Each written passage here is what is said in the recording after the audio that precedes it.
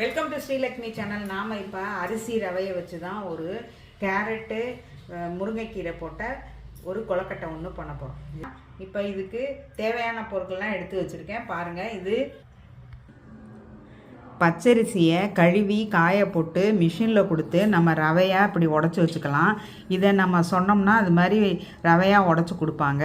நம்ம அதை வாங்கி ரெடி பண்ணி எடுத்து வச்சுக்கலாம். இல்லைன்னா நம்ம வீட்டில் மிக்சியில் போட்டு இந்த ரவையை ரெடி பண்ணிக்கலாம். ஒரு ஆளாக்கு பச்சரிசி ரவை, வத்தல், ஒரு வெங்காயம், ஒரு கப்பு முருங்கைக்கீரை, ஒரு கப்பு கேரட்டு, ஒரு கப்பு தேங்காய், 1/4 கப்போ 1/2 கப்போ வேர்க்கடலை, தேங்காய் எண்ணெய் ஊற்றிருக்கோம்.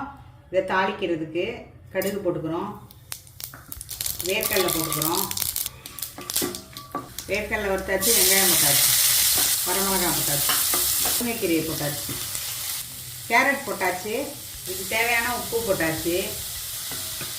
கப் அரிசிக்கு 3 கப்பு தண்ணி, தேவைக்கேற்ப உப்பு. நம்ம இப்போ அரிசி ரவையை இப்போ இதில் சேர்த்துட்டோம். சாதாரணமாக முருங்கைக்கீரையை குழந்தைங்க சாப்பிட மாட்டாங்க. இது இந்த கொழுக்கட்டையில் சேர்த்தோம்னா அந்த டேஸ்ட்டே நமக்கு தெரியாது, வித்தியாசமாக இருக்கும். அதனால் இதை இப்படி செஞ்சு பாருங்கள்.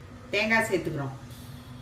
இப்போ இது ஆறினவுடனே கொழுக்கட்டையாக பிடிச்சி மோமோ மேக்கரில் வச்சு வேக வைக்க போகிறோம். இல்லை இட்லி தட்டில் கூட வேக வைக்கலாம். நம்ம இப்படி கொழுக்கட்டையாக பிடிச்சி மோமோ மேக்கரில் இப்படி வச்சிட வேண்டியதான். இதே மாதிரி மோமோ மேக்கரில் வச்சாச்சு. இது வேகட்டும், 5 மினிட்ஸில் வெந்துடும். முருங்கைக்கீரை கேரட் கொழுக்கட்டை ரெடி ஆகிடுச்சு. பாருங்கள் எப்படி கொழுக்கட்டை நல்லா வந்திருக்கு பாருங்கள். நல்லா சாஃப்டாக வெந்திருக்கு பாருங்கள்.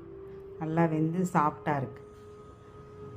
முருங்கைக்கீரை கேரட் கொழுக்கட்டை ரெடி ஆகிடுச்சு. ஸ்ரீலக்ஷ்மி சேனல் லைக் பண்ணுங்கள், ஷேர் பண்ணுங்கள், சப்ஸ்கிரைப் பண்ணுங்கள்.